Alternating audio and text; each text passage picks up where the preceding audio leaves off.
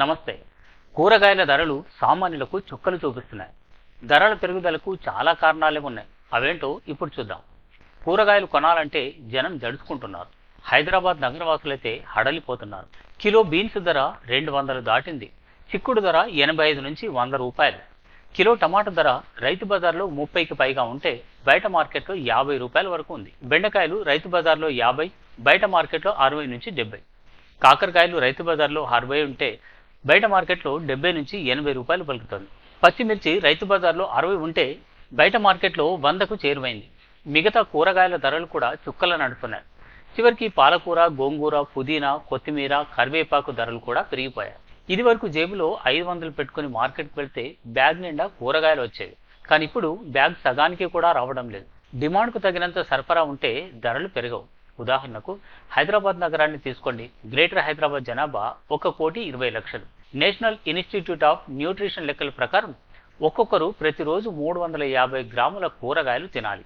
ఈ లెక్కన హైదరాబాద్కు రోజుకు 3,300 టన్నుల వరకు కూరగాయలు కావాలి. కానీ ఇప్పుడు 2,800 టన్నులు మాత్రమే వస్తున్నాయి. అంటే రోజుకు 500 టన్నుల కూరగాయలు తక్కువగా వస్తున్నాయి. సో ధరల పెరుగుదలకు ఇదొక కారణం. సాధారణంగా మే, జూన్ నెలల మధ్య పంట సాగు తగ్గుతుంది. అప్పుడే ధరలు పెరుగుతాయి. మిగతా సమయాల్లో ధరలు తగ్గుతుంటాయి. కానీ అకాల వర్షాలు, వరదలు, విపరీతమైన ఎండలు, పంటల సాగు తగ్గిపోవడం వంటి రకరకాల కారణాల వల్ల దిగుబడి తగ్గిపోతుంది. ఒకప్పుడు హైదరాబాద్ చుట్టుపక్కల విపరీతంగా కూరగాయల సాగు ఉండేది. కానీ ఇప్పుడు ఎక్కడ చూసినా రియల్ ఎస్టేట్. కూరగాయల సాగు తగ్గిపోయింది. ఎక్కడో పల్లెలు, పట్టణాలు లేదంటే ఇతర రాష్ట్రాల నుంచి వస్తే తప్ప హైదరాబాద్, విశాఖ, విజయవాడ వంటి నగరాలకు కూరగాయలు దొరకని పరిస్థితి. దీనివల్ల హమాలీ కూలీ, లారీల అద్దె, దళారుల కమిషన్లు ఇలా తడిసి మోపిడవుతున్నాయి. దీంతో కూరగాయల ధరలు పెరిగి సామాన్యులు కొనలేని పరిస్థితి వచ్చింది. ఈ నగరంలోని కాకుండా ఈ దేశవ్యాప్తంగా కూడా ఏటా రియల్ ఎస్టేట్ విస్తరిస్తూ పోతోంది. దీనివల్ల కూరగాయల సాగు, పంటల సాగు తగ్గిపోతుంది. ఇక దిగుబడి పెరిగినప్పుడు వాటిని నిల్వ చేసుకుందామంటే సరైన కోల్డ్ స్టోరేజ్లు ఉండవు. సో దీనివల్ల రైతులు తీవ్రంగా నష్టపోతున్నారు. ఇక దిగుబడి పెరిగి ధరలు తగ్గినప్పుడు కొందరు రైతులు వాటిని మార్కెట్ కూడా తీసుకెళ్లకుండా రోడ్లపైనే పారబోయడం చూస్తున్నాం.